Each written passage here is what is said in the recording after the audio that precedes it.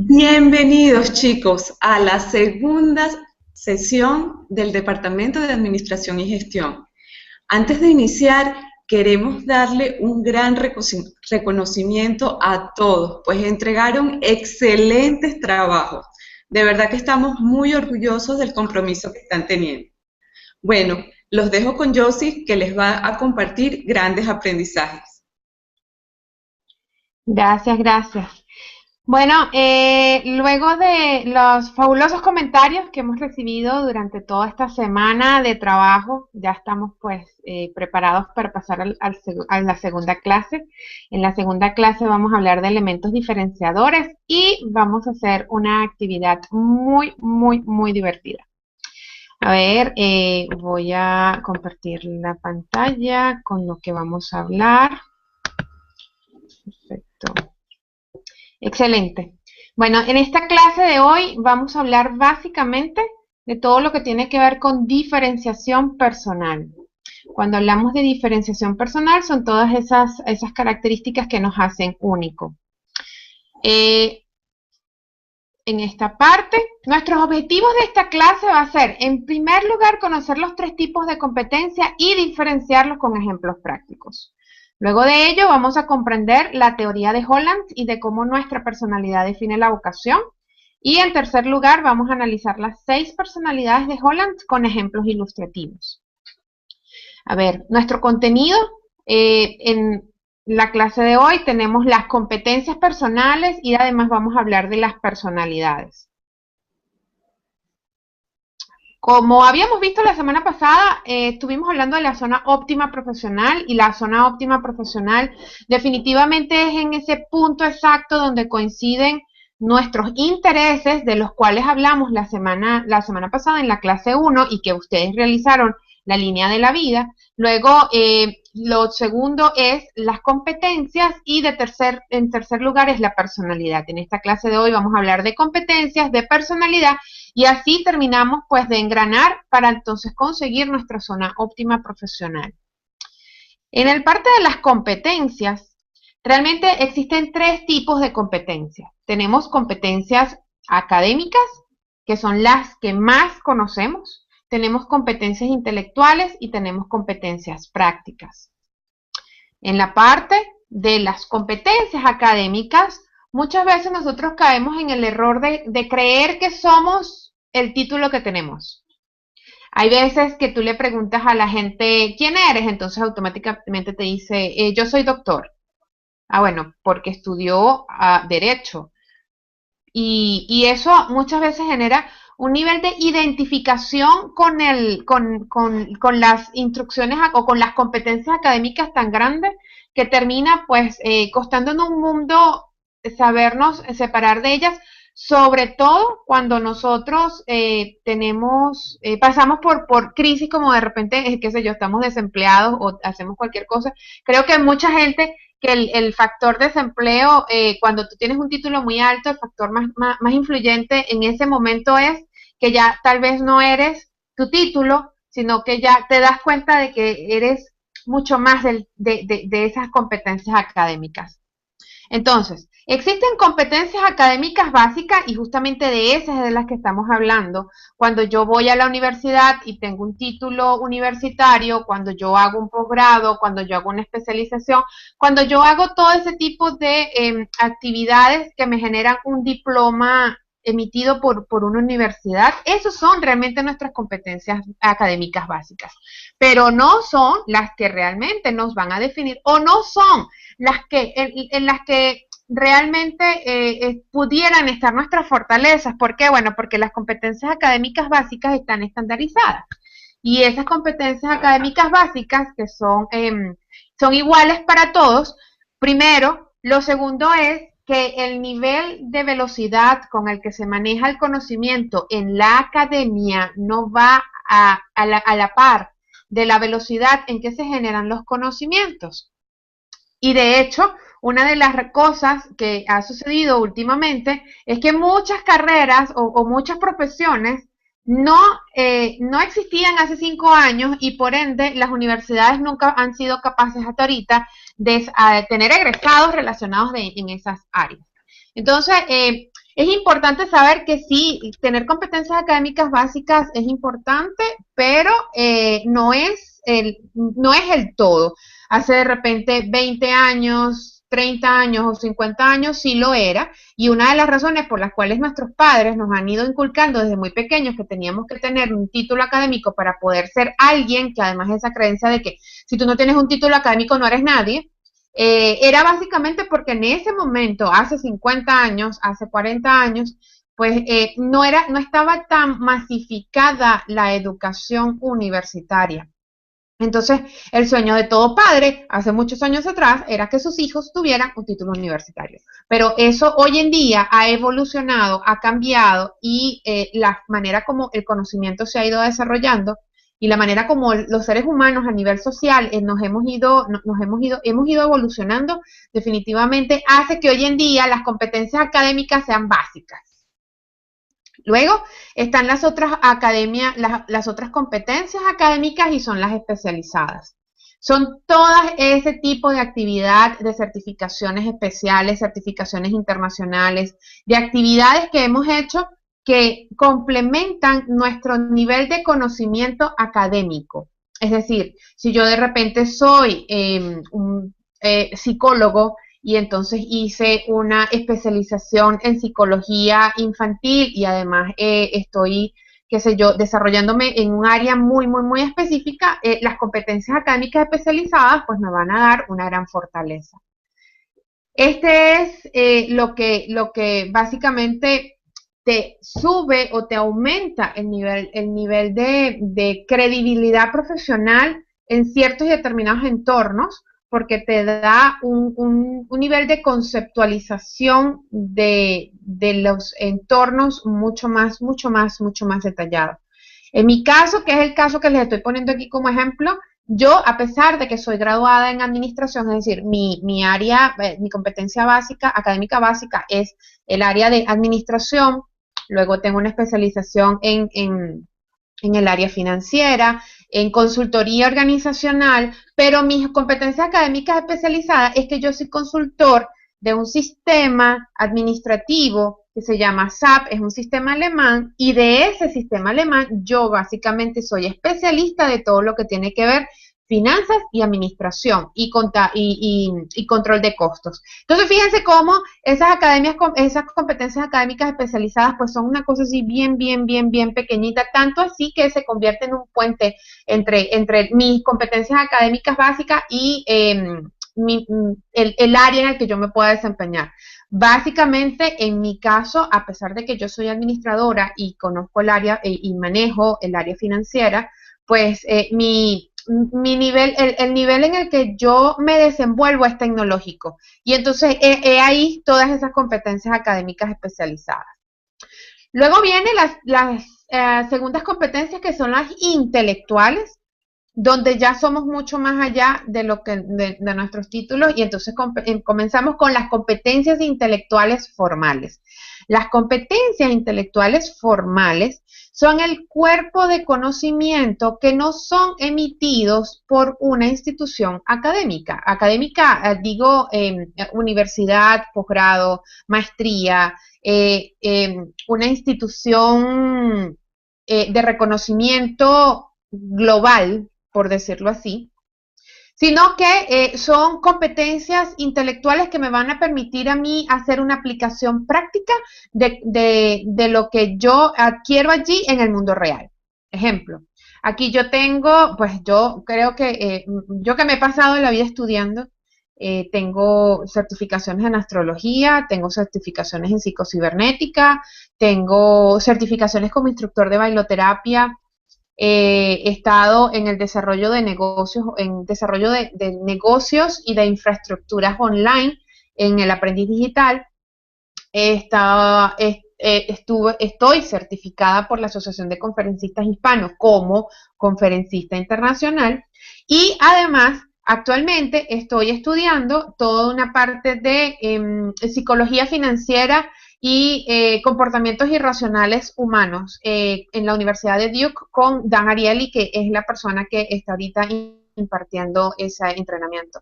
Y pues definitivamente puede o no que yo adquiera conocimientos formales, o sea, que yo adquiera una certificación, pero definitivamente estoy adquiriendo unas competencias intelectuales que me van a servir para mi mundo, para de aplicación directa. Luego vienen las competencias intelectuales informales, y las competencias intelectuales informales son todas aquellas que yo he ido adquiriendo en el diario hacer. Y entonces tengo mis competencias intelectuales informales, están en primer lugar todos los libros que yo hasta ahorita me he leído relacionados con las áreas que para mí son mi pasión, y que tengo pues desde marca personal, presentaciones, generación de modelos de negocio, psicología financiera y todo ese tipo de cosas que aquí pues son poquitos, pero que definitivamente cada vez que tú te lees un libro, tú quedas con un conocimiento importante que puedes aplicar. Y por el otro lado también tenemos todo lo que son las competencias intelectuales informales, y esas competencias intelectuales informales son los lugares a los que yo he asistido donde he adquirido conocimiento práctico. Entonces aquí está, en esta presentación yo he asistido a entrenamientos de desarrollo guerrilla de negociaciones y de negocios. He asistido a entrenamientos de trading y de inversiones, y he asistido a entrenamientos de Harv Eker en el desarrollo de una mente millonaria, que tiene que ver mucho con el tema de psicología de dinero. Y la semana pasada estuve en un entrenamiento de todo lo que un emprendedor debería de saber, y fue impartido por Robert Kiyosaki. Entonces, todo ese tipo de cosas a las que tú asistes, congresos, simposios, donde tú empiezas a intercambiar información, se convierten en tus competencias intelectuales informales.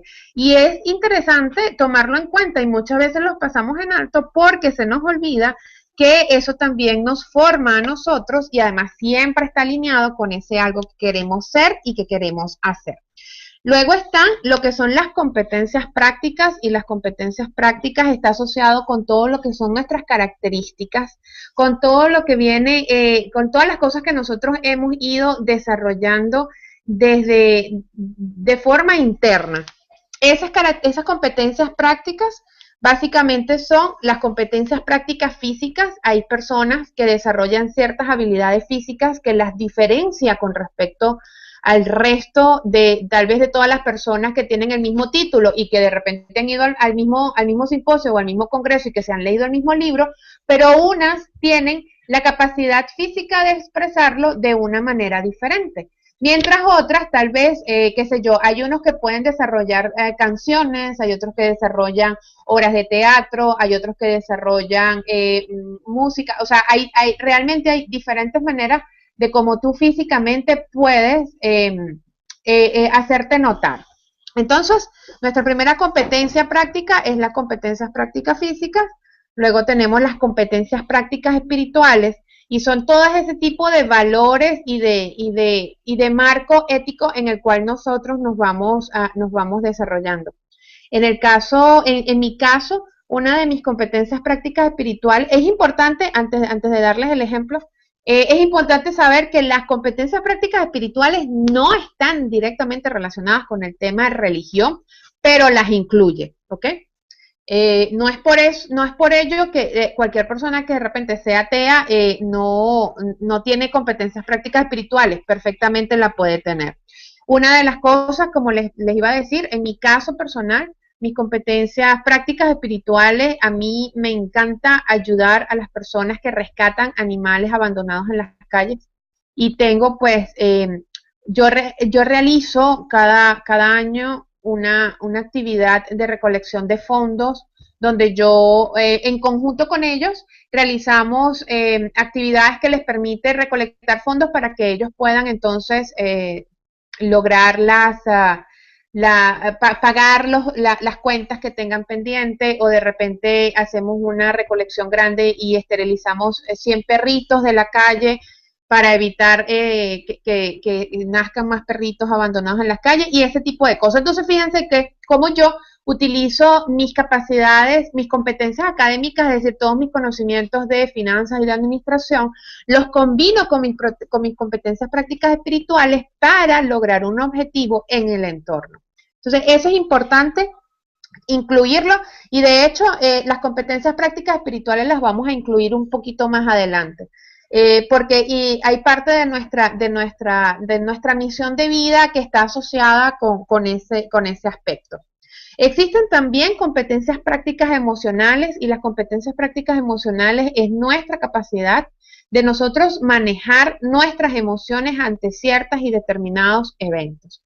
Un caso muy aplicable en esto son las personas que tienen la capacidad de ser resilientes o de salir a flote en medio de las situaciones más adversas. Entonces, en este tipo de casos, las competencias prácticas emocionales son sumamente poderosas. Hay personas que son muy irritables y que tal vez se dejan llevar por la situación o por el entorno muy fácilmente, y hay otras que a pesar de que existen en el mismo entorno y que tienen el mismo background o el mismo conocimiento académico, hayan ido a los mismos simposios y tal vez se han leído el mismo libro de autoayuda, pues definitivamente manejan las emociones de forma completamente diferente ante una misma situación. Entonces, estas competencias prácticas emocionales parecieran ser obvias, pero definitivamente no lo son. Y eso es importante saberlo también porque muchas veces nosotros estamos delante de ciertos determinados públicos que tal vez cuyas acciones o de repente alguna pregunta que nos pueda sacar del entorno nos haga que nosotros respondamos de una manera que nunca hubiésemos pensado que lo podíamos hacer. Recuerden que cada vez que nosotros manejamos la emoción, el raciocinio se ve disminuido. En la medida que yo soy más emocional, soy menos intelectual y básicamente la idea es que yo aprenda a controlar o aprenda a armonizar la existencia de ambos en un momento determinado. Entonces, eso es todo lo que hemos visto con respecto al tema de competencias y ahora vamos a hablar básicamente todo lo relacionado con el tema personalidad. En la parte de personalidad es importante que, bueno, recalquemos, porque ya lo hemos ido analizando, recalquemos que definitivamente todos somos diferentes. Cada uno de nosotros es una mezcla de intereses, de competencias, de habilidades, de historias, de circunstancias y de situaciones que nos hace auténticos. Cada uno de nosotros somos diferentes, a pesar de que el entorno se ha esforzado enormemente en hacer de nosotros un producto estandarizado, por ponerlo en contexto de producción, por hacer que nosotros seamos iguales, porque en la medida en que nosotros seamos iguales, somos fácilmente controlables. En la medida que existe una estandarización, es muy fácil controlar. Entonces, en la medida de nosotros poder ser controlables para el entorno, nos han ido haciendo cada vez más iguales a los otros. Y pues una de las razones por las cuales temas como los que habla Joel y como los que habla de repente Víctor, es que aprendamos a ser nosotros diferentes. En la medida en que nosotros sabemos manejar una plataforma de Google Hangouts con la mayor experticia posible, pues estamos poniendo un paso adelante y nos estamos diferenciando de ese sistema en el que nos han querido hacer a todos muy iguales. Entonces, vamos a hablar del tema de nuestras diferencias a nivel de personalidad como personas. En este caso, vamos a arrancar con un psicólogo muy conocido, tal vez no en Latinoamérica, pero sí conocido en Estados Unidos, perdón. John Holland. John Holland desarrolló un sistema en el cual tú puedes, a partir de tus personalidades, puedes tener mayor brillo o no dentro de una organización. Básicamente, el tema de Holland, la frase que define la teoría de Holland es que la vocación es una elección de la personalidad. Es decir, Tú, dependiendo de tu personalidad, tú vas a desarrollar una u otra vocación. Y a nivel empresarial, que fue en el entorno donde John Holland desarrolló esta teoría, lo que decía era que los individuos, en la medida en que estaban, en lo que los departamentos de recursos humanos sabían identificar con claridad la personalidad de un candidato y lo colocaban en el lugar correcto de la organización, esa persona iba a estar mayor orientada, iba a tener mayor orientación y mucha más motivación de realizar la tarea porque su personalidad iba a hacer que flotara, saliera a flote la vocación en el cargo en el que se ubicaba. Entonces, de repente hay personas, una persona que de repente es muy analítica, pues le puede costar hacer ciertas y determinadas actividades como de repente, qué sé yo, liderazgo, porque el tema de análisis y al no haber de repente cifras que analizar, pues le va a costar muchísimo.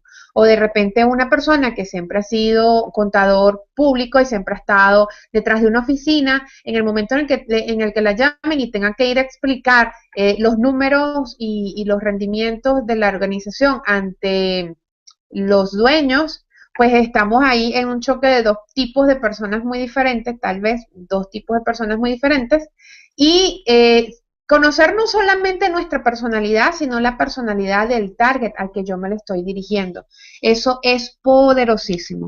Entonces, a pesar de que esta teoría, pues como pueden ver ese círculo ahí que está súper complicadísimo y tú dices, Dios mío, ¿cómo hago yo para ubicarme en todo eso? Pues definitivamente hay una manera mucho más fácil y más comprensible de aplicarlo y además de desarrollarlo.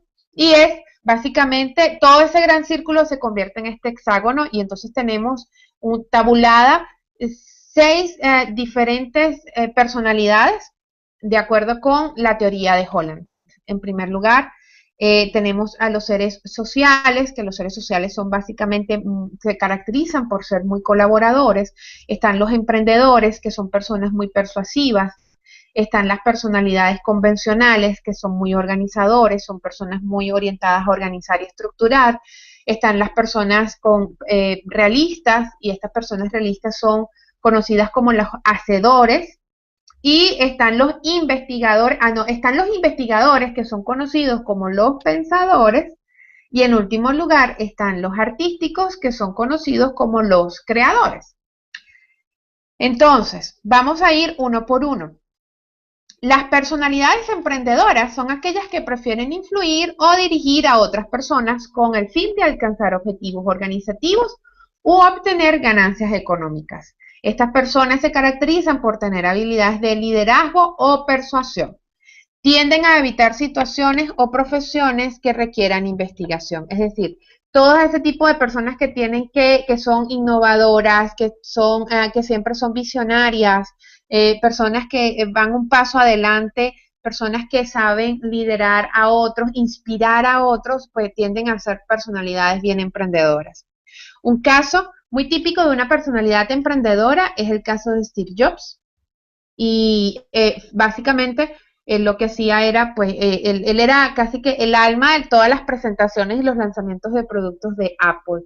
Él tenía, fíjense que ahí había cada vez que había una presentación de los productos de Apple, había dos marcas muy bien trabajadas.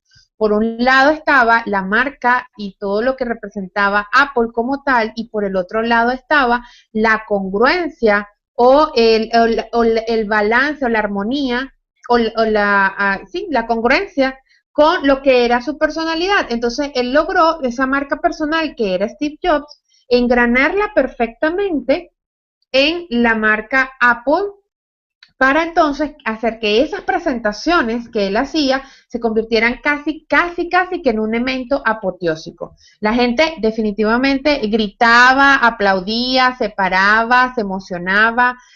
Una vez que terminaban las presentaciones era increíble ver cómo ya estaba la gente haciendo filas afuera de las tiendas, enloquecidas para ir a comprar los productos. Todo eso era definitivamente un trabajo de marca personal y de marca de producto muy bien engranadas. La segunda personalidad que tenemos aquí son las personalidades sociales. Las personalidades sociales son esas que prefieren trabajar con personas a las que puedan informar, educar, ayudar o curar. Estas personas tienen habilidades interpersonales o educativas. Tienden a evitar actividades propias de situaciones o profesiones realistas. Ahora, el hecho de que yo tenga una personalidad social quiere decir que yo no pueda ser emprendedora. No, no necesariamente es eso. Tú puedes ser un emprendedor, pero siempre vas a tener un rasgo que más va a resaltar en ti. Más adelante vamos a ver cuál es la segunda razón por la cual es importante conocer la personalidad, tu personalidad dominante, porque además tú vas a tener un entorno donde pudieran coincidir dos personalidades o pudieras tú apalancarte de dos tipos de personalidades internas tuyas para poder lograr captar la atención del público en el momento en que tú estás hablando. Una personalidad social muy, muy, muy conocida es la Madre Teresa de Calcuta. Eso no la hace menos líder, eso no la hace menos emprendedora. De hecho, ella llegó a fundar ella llegó a crear una fundación muy, muy, muy grande, donde recibía pues muchísimas donaciones, pero era lo que yo siempre decía, bastara que llegara la Madre Teresa de Calcuta a una presentación X y todo el mundo iba a donar, pero con el corazón en la mano. Entonces, fíjense cómo la personalidad es diferente. O sea, tú de repente puedes poner a la Madre Teresa de Calcuta a presentar el último iPhone y la reacción no iba a ser exactamente la misma. ¿Por qué? Porque no había una armonía entre lo que era el propósito del producto y la personalidad de quien presentaba el producto.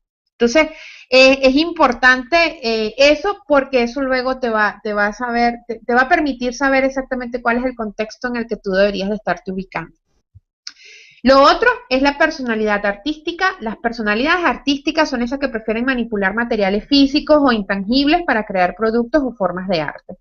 Estas personas tienen habilidades artísticas, lingüísticas, musicales, son las personas que son muy buenas cantando, que son buenas manejando madera, son buenas creando instrumentos musicales o son muy buenas tocando música. Yo tengo, mi sobrino tiene 2 años, casi ya para 3, y pues él desde muy pequeño siempre se le ha visto esa capacidad musical muy, muy innata en él. Él todo lo canta, todo lo baila, apenas hay alguna música que le hace ritmo, automáticamente toma una mesa y enseguida empieza a tocar. Esas son evidencias claras de que pues lo que viene detrás de eso es una personalidad artística. Entonces, obviamente, que tú lo sientes en un lugar en que tenga que estar calladito y que sin hablar con nadie y le genera un alto sentido de estrés. Creo que esa ha sido una de las grandes cosas que el sistema educativo le ha faltado, aprender a engranar estas personalidades para que cada ser humano definitivamente se multiplique sus habilidades innatas en el entorno en el que ellos hayan decidido o esas capacidades que tienes pues puedan desarrollarse con mucha mayor facilidad. Una personalidad artística, lo que no les había dicho era que estas personas artísticas tienden a evitar actividades estructuradas o profesiones convencionales, que era como les decía el tema del colegio. Yo creo que detrás de todo niño que tiene problemas de conducta hay una personalidad probablemente artística atrás, sin dejar de lado cualquier otra situación personal que tenga, pero definitivamente los niños artísticos son muy inquietos. Y las personas artísticas son muy inquietas. Entonces, les cuesta mucho estar en lugares estructurados, convencionales, serios, tal vez. Y aquí tenemos un caso muy, muy típico de personalidad artística, Shakira. Shakira es de las personas que hasta descalza canta en un escenario y pues nadie le dice nada porque es muy típico de su personalidad. Todo lo que es el entorno musical en el que ella se desenvuelve, el entorno casi que hasta social en el que ella se desenvuelve, está muy asociado con su personalidad artística. Entonces, ella es menos social que la Madre Teresa de Calcuta, tal vez no, pero ella lo que sí sabe hacer es tomar ventaja de su personalidad para desarrollarse en cualquier otra área que tal vez ella tenga interés. Eso es importante hacerlo. Fíjense que, como vamos a ver más adelante, mi personalidad tal vez no es artística, tal vez no es realista, pero definitivamente, tal vez no es ni siquiera social, pero yo puedo desarrollarme en esos entornos entendiendo cómo funciona ese tipo de personas y además apalancándome y desarrollando ciertas y determinadas cosas que sí pueda tener. Otra personalidad importante de tocar aquí son las personalidades convencionales. Las personas convencionales prefieren organizar o procesar datos en situaciones estructuradas. Son personas que tienen habilidades administrativas o informáticas. Cuando de repente tú estás haciendo un desarrollo de sistemas y ahí yo tengo un punto, dado que yo manejo la parte de, estoy certificada como consultor de un sistema alemán, que de por sí los alemanes son bien estructurados, el hecho de que yo conozca la parte financiera y además que yo conozca la parte del sistema, me da a mí cierta posibilidad de desarrollar sistemas estructurados financieros. Entonces, para ello, yo tengo que tratar con personas muy convencionales, como de repente puede ser un desarrollador o un programador, y tengo que manejarme con personas que tengan todo el conocimiento de finanzas, porque me tengo que sentar a diseñar todos los procesos con gerentes de tesorería, con gerentes financieros, vicepresidentes de finanzas y todo ese tipo de personas. Entonces, te puedes imaginar, mi trabajo básicamente como consultor de sistemas es ser el puente de comunicación. Y entender este tipo de personalidades es básico para que cada uno, desde los puntos entre los que ellos están y con los filtros académicos, intelectuales y personales que puedan tener, pues yo pueda entregar el mensaje de una manera adecuada. Entonces, una personalidad convencional típica puede ser alguien como Donald Trump. Donald Trump no acepta medias tintas, o sea, las cosas son así o son así.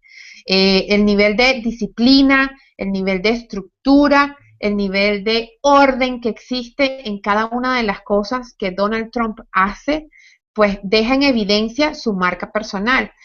Tú no ves a Donald Trump de repente, qué sé yo, en chaqueta de cuero tipo rockero, porque esa no es su personalidad. Ahora, él sí tiene una parte de habilidad realista, que es el desarrollo del golf. Él es un apasionado de golf y pues eso está relacionado de alguna manera. De esa manera, él saca a flote toda su parte manual, porque su pasión está en el golf. Entonces, fíjense cómo él puede, pues, manejarse tal vez en dos entornos completamente diferentes, pero su personalidad, la que le rige, la que domina dentro de su estructura, es la personalidad convencional. Está la personalidad realista. Y fíjense que cómo pasamos del tema de una personalidad convencional, como es Donald Trump, una persona estructurada, disciplinada, que no acepta medias tintas. Él también tiene ese lado realista porque él es amante del golf y el golf implica actividades al aire libre, implica habilidades deportivas. Entonces, sí existe dentro de Donald Trump una habilidad, una parte realista, que es el desarrollo del deporte, del golf como tal, pero no es su fuerte. O sea, él no puede en ningún momento tratar de ser como Tiger Woods. Que Tiger Woods sí es su lado que más predominantemente tiene marcado es la personalidad realista. Entonces, es como que si Tiger Woods tratara de venderse como Donald Trump, no va a cuadrar, o de que Donald Trump, en aras de tratar de convencer y de cautivar a los golfistas, pues tratara de convertirse en un Tiger Woods. Son dos personalidades diferentes, pero el hecho de que cada uno sepa cuál es el área que domina es lo que hace que sea coherente con el mensaje que entrega. Entonces, las personalidades realistas son esas que prefieren trabajar con herramientas, con máquinas al aire libre, tienen habilidades mecánicas o deportivas, tienden a evitar actividades propias de situaciones o profesiones sociales, porque son personas altamente competitivas, diferente de las sociales, que son personas altamente cooperativas. Por eso le cuesta tanto a una persona realista entrar en actividades cooperativas. Ahora, existen deportes que son cooperativos, como de repente el fútbol, el béisbol, todo ese tipo de cosas, sí, tienen ciertas y determinadas actividades cooperativas, pero el que predomina es la competencia. Entonces, estas personalidades realistas, una de las que se puede resaltar es Messi, que a pesar de que él, creo que la otra vez cuando fue a recibir el Balón de Oro, pues fue de traje y todo el mundo lo criticó porque los trajes eran de puntitos, eran de lunares y todo el mundo así como que, pero ¿por qué él se viste así? Ah, bueno, porque es que él no es una persona convencional, no es una persona que está dentro de estructuras, entonces para él vestirse de traje, pues se va a poner cualquier traje. De hecho, hay un basquetbolista, creo que se llama Dennis Rodman, también es una personalidad realista, es un deportista y además él sí va asociado con un lado mucho más artístico, porque además él usa muchísimos tatuajes, se pinta el pelo de colores. Entonces, son personalidades fundamentalmente realistas, pero que también pues manejan sus marcas personales desde ese punto de vista, apalancándose de un segundo nivel de personalidades que ellos también poseen. Tenemos entonces las personalidades investigadoras. Las personalidades investigadoras son esas que están asociadas con fenómenos físicos, biológicos o culturales, tienen habilidades científicas o matemáticas, tienden a evitar actividades propias de situaciones o profesiones empresariales. Creo que hay la serie de Big Bang Theory habla mucho del entorno de una personalidad investigadora y pues eso también existen otras personas como Albert Einstein, que era una personalidad fundamentalmente investigadora y su marca personal está asociada con todo lo que tiene que ver con las ciencias. Igual creo que es Stephen Hawking, que es especialista en todo lo que es el área del área astronómica, pues es una persona fundamentalmente investigadora. Yo no me imagino a alguien como Stephen Hawking presentando iPhone. ¿Se pueden imaginar el nivel de detalle que pudiera existir en esa presentación? Pues si yo que no conozco del área y que no estoy en ese entorno, no conozco toda la parte técnica que tal vez él con mucho amor me pudiera entregar, pues con mucho amor y con mucha pasión que puede existir en el momento en el que me está entregando el mensaje, pues déjenme decirle que igualito no lo voy a escuchar y no lo voy a entender. Entonces el mensaje se va a perder por mucho amor que haya. Entonces, no solamente es el amor a lo que tú haces, sino la estrategia que estás detrás de lo que tú haces, para que el amor en lo que tú quieres mostrar, en lo que tú quieres entregar, sea recibido correctamente, tal cual como tú lo esperas. Entonces, aquí tenemos, pues, en resumen, las competencias que nos definen es una mezcla de competencias académicas, intelectuales y prácticas. Según Holland, las personas se definen en personas sociales, artísticas, investigadoras, emprendedoras, convencionales y realistas. Y definitivamente, pues ya cerrando esta parte de quiénes somos, nuestra zona óptima profesional nos va a permitir dar lo mejor de nosotros en el entorno adecuado. Todo lo que hemos visto de las personalidades, el objetivo es saber identificar cuál es el entorno en el que cada uno de nosotros va a poder brillar correctamente. Porque como les digo, o sea, yo puedo tener a alguien como la Madre Teresa de Calcuta en una presentación de la FIFA y el nivel de conexión no va a ser el mismo a cuando ella se presentaba de repente ante las Naciones Unidas o ante las organizaciones benéficas. No es igual que tú presentes a Steve Jobs de repente en una iglesia, por decirlo, por poner un ejemplo contextual, que de repente tú pongas a Albert Einstein haciendo el lanzamiento de iPhone, o que de repente tú pongas a alguien como Shakira en una presentación empresarial. Como pueden ver, el hecho de que cada uno sepa quién es y cuál es el entorno en el cual él puede brillar, es lo que hace el éxito. ¿Cuál va a ser nuestra tarea para la clase 2? La parte A va a ser definir nuestras competencias. Vamos a hacer una lista de competencias, competencias académicas, intelectuales y prácticas, tal cual como la vimos en este video, en esta clase. La parte B va a ser la personalidad.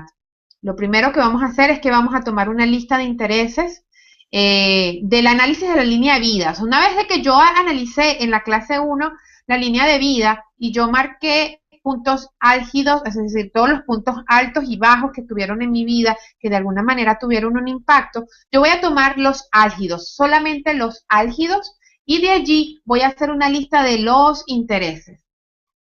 Todos los intereses que existían y todos esos intereses los vamos a asociar con un formulario que les vamos a entregar. Y pues en el punto 2, una vez que hayamos hecho eso, y eso lo vamos a hacer en algo que se llama formato de autoanálisis en la página 2, luego vamos a agarrar ese formato de autoanálisis, todo lo que hicimos en la página 2, y vamos a determinar nuestra personalidad de Holland predominante. Y eso lo vamos a hacer en la página 3. Entonces, ese formulario, ese formato donde van a hacer todas las tareas de la clase 2, está todo junto. La página 1 para listar las competencias, la página 2 para hacer la lista de los intereses, la página 3 para determinar tu personalidad de Holland o la jerarquía de personalidades de Holland. Ejemplo, yo tengo una parte analítica muy marcada, tengo una parte creativa y también tengo una parte social. Entonces, saber combinar todas esas cosas para dar ese punto diferenciador en mí, pues es lo que nos va a dar y te va a dar a ti y nos va a dar a todos los que estamos en esta certificación un mejor conocimiento y una mejor alineación de para quienes nosotros podemos ser la luz del camino. La fecha de entrega va a ser el miércoles 2 de abril del 2014 y deben enviarlo al email de karelcastilloh@gmail.com. Esto es, pues definitivamente, no sé si existen preguntas y respuestas. Bueno, si existen preguntas para que nosotros los respondamos, no sé si Karel habrá identificado alguna pregunta por allí. No, todavía no. ¿Todavía no? Perfecto. Tal vez es porque sea muy temprano. Tal vez todavía están dormidos o no entendieron nada. Pero bueno, no importa. Al final ya sabremos cuál de las dos es. Bueno, yo creo que déjenme preguntarles, a ver, me gustaría que de verdad nos compartan un poquito de retroalimentación. Vamos a revisar aquí en el chat. ¿No, chicas? Están calladitos, los dejaste imputados. Ah, ok, María. Hola, María.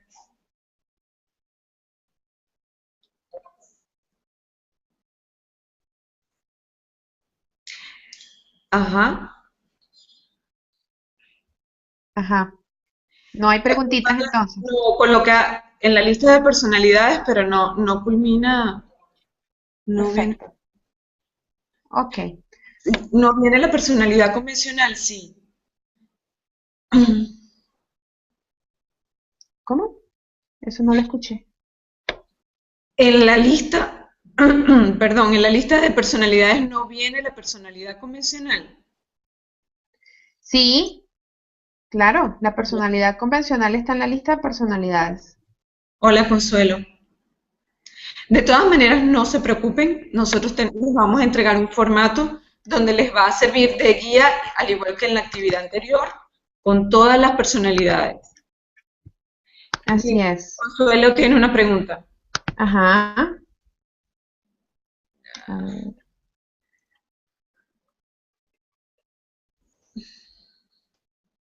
Sí, Consuelo.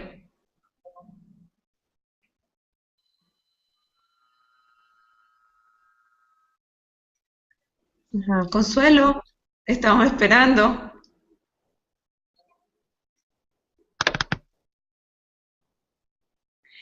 Consuelo dice que si tienes una personalidad emprendedora, pero no investigadora, ¿qué debes hacer? Lo interesante es aprender a... todo al final Fíjate que todo al final va a depender de lo que tú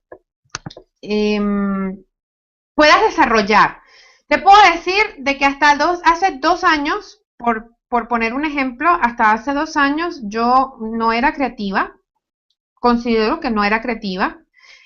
A partir de todos los conocimientos que he adquirido, todos los cursos que he hecho, he ido desarrollando eso. Entonces, al final, lo importante es saber quién eres, apalancarte con ese quién eres, y eso la semana que viene lo vamos a ver. Y después entonces analizar cuál es el entorno en el que tú puedes estar mucho mejor. Porque muchas veces nosotros queremos ser quien realmente no somos. Ese es un error muy común. Quiero parecerme a, pero la pregunta es, ¿realmente tú lo eres? Entonces, hay veces en que yo, o sea, te digo, o sea, a mí me encanta ver a la gente que echa chiste, a los comediantes, pero la pregunta es, ¿realmente esa es mi fortaleza? A lo mejor me puedo desgastar tratando de ser quien realmente no soy. Entonces, tal vez, bueno, sí, si quieres ser una persona emprendedora e investigadora, pues puedes lograrlo, pero es un tema de práctica y además entonces entender de que vas a pasar a otro tipo de actividad que posiblemente te desgaste. O sea, fíjate que está el caso Shakira. O sea, a Shakira le encanta la parte social, ¿sí? Le fascina la parte social. Pero ¿cuál es su fuerte? ¿Va realmente ella a dejar de ser quien es y como es para entonces pasar al área social? Entonces, no necesariamente es el tema de dejar de ser quien soy, sino además apalancarme en quien realmente soy para hacer otras cosas. Entonces te puedo decir, yo investigadora, mis tesis de grado han sido un desastre horrendo porque yo como investigadora soy mala. Pero leyendo libros soy muy buena. Entonces, leer libros es investigar. De repente, meterme en blogs es investigar. O sea, todo ese tipo de cosas es investigar. Lo que pasa es que es una forma de investigar completamente diferente. Es que como complemento podría decir que también, o sea, cuando tú identificas toda esta información, o sea, que te empiezas a conocer a ti mismo, en esa medida vas a poder saber o determinar con precisión cuál es la habilidad a la cual tú te quieres dedicar. O sea, eso es lo interesante, que vamos paso a paso, se nos están adelantando en el camino.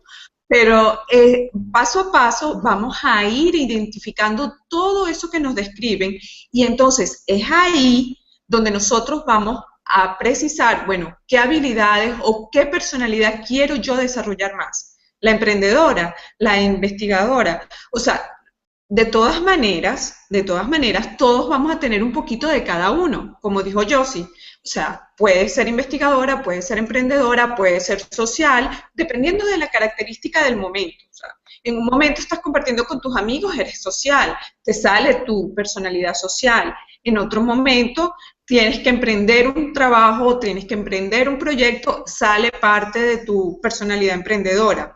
Lo importante aquí es que después tú vas a identificar cuál es la personalidad que te va a permitir proyectarte profesionalmente. No tanto a nivel, o sea, a nivel de tu entorno, sino a nivel de tu profesión. ¿Cómo vas a destacar, por ejemplo, en el caso de ahorita, de nosotros que somos conferencistas, cómo vamos a proyectarnos, cómo vamos a enfrentar a nuestro público, qué temas le vamos a compartir, cómo los vamos a educar? Va a ser nuestro mensaje para nuestro público? Entonces ahí vamos a identificar si vamos a ser conferencista de liderazgo, si vamos a ser conferencista de desarrollo personal o las distintas áreas a las cuales nosotros vamos a sentir que tenemos esa fortaleza, esa habilidad. Sí, de hecho, te puedo decir, en el área de finanzas, que es mi área de experticia, cuando yo toco los temas financieros es muy diferente a cuando yo estoy de repente en mi área como consultor de sistemas. el mensaje que yo entrego cuando estoy en los proyectos, porque pues una de las cosas que existe en el área de sistema, cada vez que hay un proyecto de implementación del sistema, todos los empleados creen que el sistema los va a reemplazar. Entonces, yo, a pesar de que yo soy un puente entre el director de finanzas y a la gente de sistemas, en realidad, yo con quien yo más me conecto durante el proyecto es con el usuario. Entonces, una de las cosas que cuando yo hablo con los usuarios siempre le cuento, bueno, de que yo vengo de ser usuario del sistema, de que en lugar de yo haber temido del sistema, más bien me apalanqué con el sistema y que a través del uso adecuado del sistema fue que yo desarrollé una carrera que no solamente era la parte financiera, sino además era el uso correcto del sistema y que eso me llevó a ser consultor. Entonces, fíjate cómo yo utilizo la parte social con el empleado, pero además también sé manejar la parte analítica con la gente de sistema y además también sé manejar la parte convencional con un vicepresidente de finanzas o la parte investigativa con el gerente de proyecto cada vez que tengo que entregarle algún caso que de repente se me trancó mientras estoy haciendo el proyecto. O sea,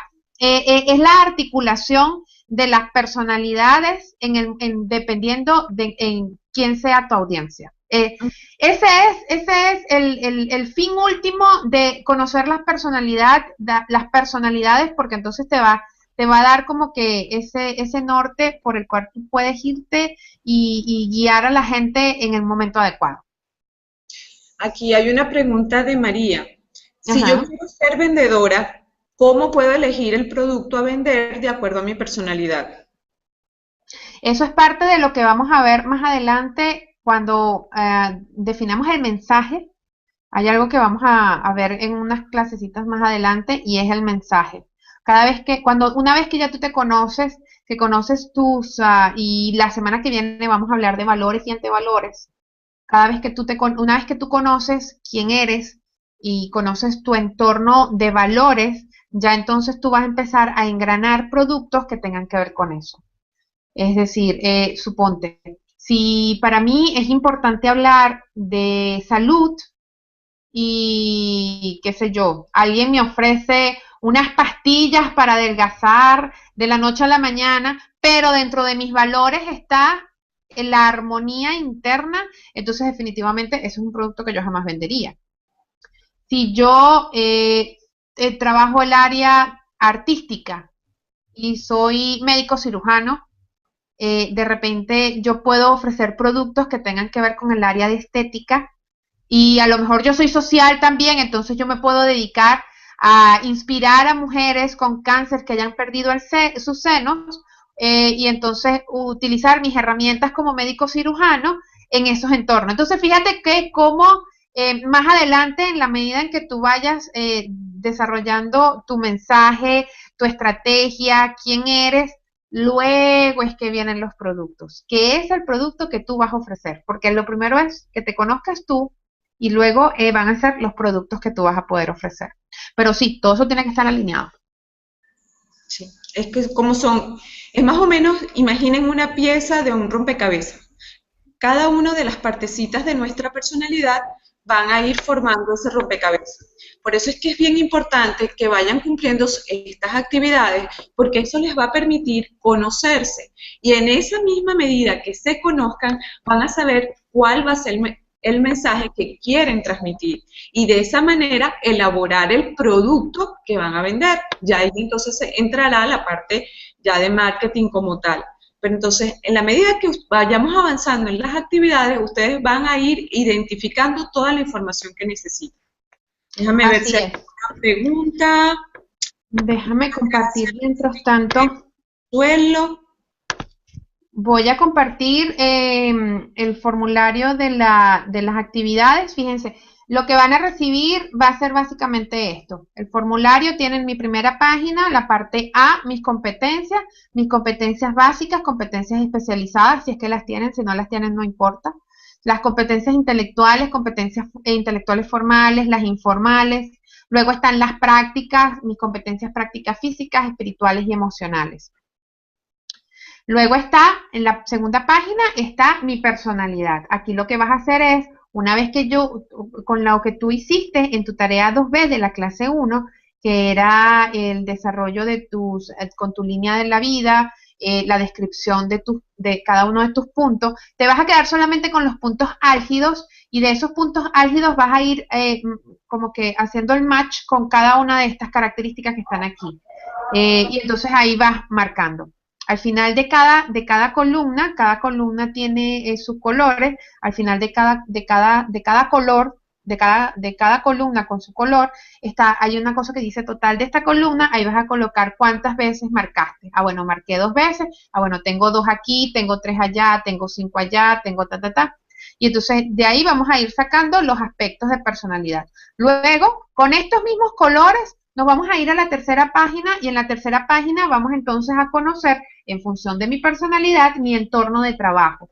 Y en mi entorno de trabajo es, tal vez no solamente a nivel empleado o a nivel de conferencia, sino además cuál es el tipo de persona con la que yo me puedo conectar mucho mejor cuando estoy entregando un mensaje, porque tal vez hablamos el mismo código. Entonces ahí van a tener, en esta parte van a tener las áreas en las cuales ustedes pueden ir conociendo el entorno. Porque una vez que tú conoces quién es la persona que está más dada a escucharte, ya después viene lo otro, que es la creación de productos. Pero eso viene después. Un error muy común, y por eso es que aquí estamos hablando de modelo de negocio, un error muy común es que yo tengo un producto y entonces pues empiezo a buscar a quién se lo ofrezco. Eso es vender. Y ahí no hay ningún tipo de conexión. Es diferente cuando tú te identificas a ti, identificas el entorno en el cual tú puedes brillar mucho mejor y luego es que vamos a ir a estudiar los productos. Esa es la manera adecuada y coherente. La incorrecta que todo el mundo hace y por eso es que no obtienen resultados es que agarran un producto y después empiezan a buscar a quién se lo van a ofrecer. ¿Ok? Eso es cierto. Bueno, chicos, ya estamos en tiempo. Si no hay otra pregunta por ahí, quisiéramos, para ver. Bueno, por lo pronto creo que todas las preguntas han sido respondidas. De todas maneras, quedamos, ya lo saben, a su entera disposición. Nos pueden contactar a través de la red. Algo que sí les voy a pedir, no me inunden el Facebook, en la red y todo el correo, porque entonces de verdad los mensajes se pierden. Únicamente envíenme la información al mail que les dejamos, carelcastilloh@gmail.com, que yo de verdad estoy siempre revisándolos todos los días y ahí les puedo dar también retroalimentación. Entonces, sí, porque de repente me pierdo en toda la lista y entonces sí se dispersa todo. Entonces, bueno chicos, nos vemos la próxima semana. Nos encantaría que nos dejaran su retroalimentación, siempre estamos abiertas a aprender. Y bueno, por mí es todo, hasta la próxima semana, nos vemos pronto. Perfecto, sí. La semana que viene vamos a hablar un poco, retomando parte de los mensajes que han recibido hasta ahorita de parte de Joel, que está haciendo un excelente trabajo con la parte de desarrollo personal. A veces van a haber temas en los que pareciera que estamos hablando de lo mismo, pero realmente no. Lo que estamos haciendo es contextualizando tal vez el mismo tema en entornos diferentes. Joel está trabajando todo lo que es la parte de desarrollo personal. Y para eso hay temas en los que vamos a coincidir y mi parte o la parte que estamos desarrollando nosotros en gestión tiene que ver con todo lo que es el desarrollo de negocios, para lo cual tú eres un factor importante. La semana que viene vamos a hablar el tema de los porqués desde un punto de vista de negocios. Vamos a hablar un poquito de la visión, hasta dónde quieres llegar tú como conferencista. Y de último vamos a hablar de los valores y los antivalores y para ello vamos a utilizar un libro que básicamente es nuevo, se llama el Código de Honor del Equipo y pues habla mucho de el por qué muchas empresas, a pesar de que contraten a super egresados de super universidades y que tengan muchísimos conocimientos académicos y muchísima experiencia, pues estas personas en los momentos de mayor estrés y a lo mejor en los momentos más inesperados, pues sacan a flote sus lados oscuros. Entonces, para eso vamos a hablar del tema de los códigos de honor, de los valores y de los antivalores. Así que bueno, los invitamos a dejar sus comentarios, lo pueden dejar en el grupo de Facebook, pueden dejar sus comentarios en el grupo, en la red Link, y las tareas solo en el correo Gmail de Karen. Muchísimas gracias y nos vemos la próxima semana. Chao. Chao.